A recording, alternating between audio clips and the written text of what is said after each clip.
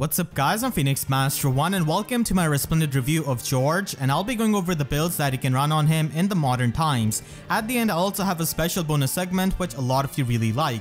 So Resplendent Jeorge is a Gen 1 archer and he's got Parthia as his weapon refine. So this was one of the earlier weapon refines and you might have guessed that it has not aged that well. So it does give him 30% damage reduction from the mages. And while he doesn't have the highest resistance, this could be helpful in some matchups, maybe in like 2018 and 19, but nowadays it's really not going to be helping him much. And if he's facing any kind of range opponent, then he just gets the +6 attack.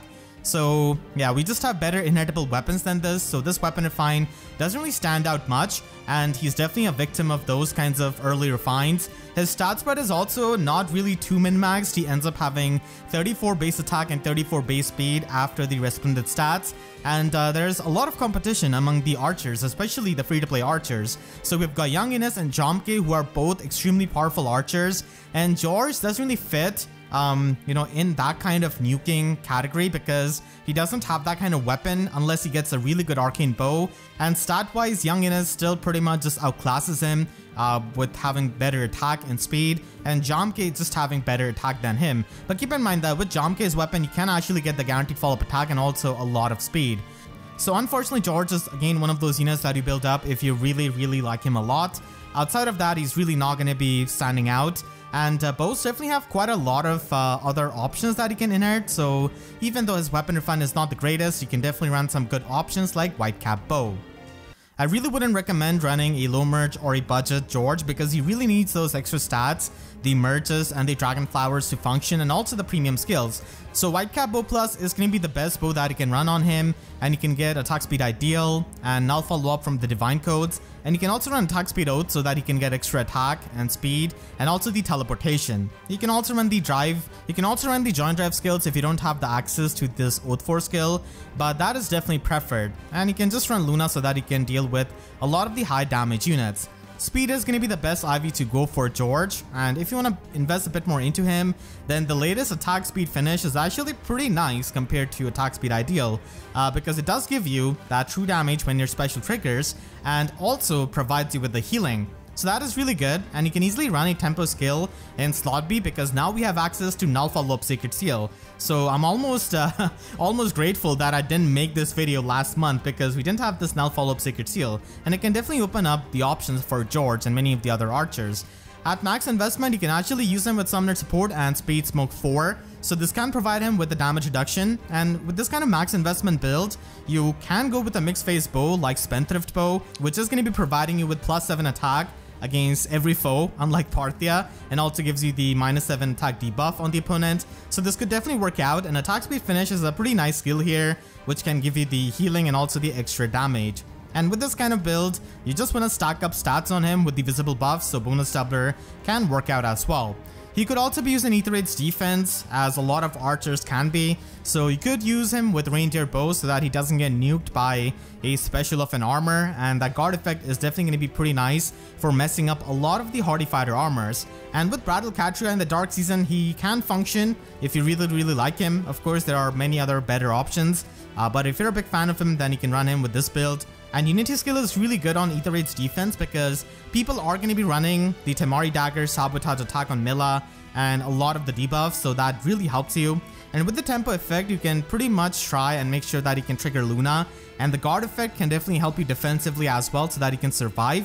And now you can just run tempo skill and null follow up, which is going to be really helpful for a lot of Brattlecatria teams. So this is the build that you can run, and with Medius you can easily get the attack buff as well.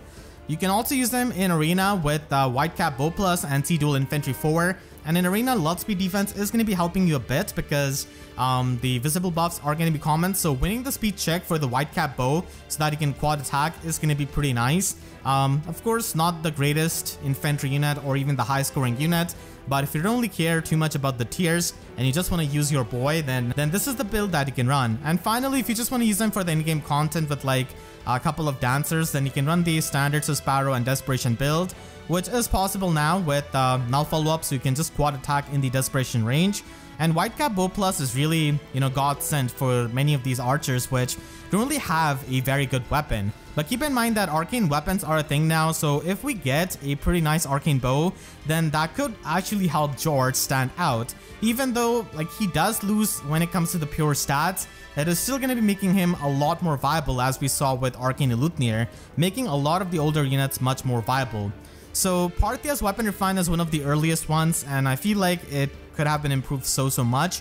So here's my theory craft if I had to improve Parthia's Weapon Refine. So I would firstly give that -1 special cooldown, and also give him Spectrum +5 to all of the stats, and make the damage reduction so that it is applied to all kinds of foes but only on the first attack.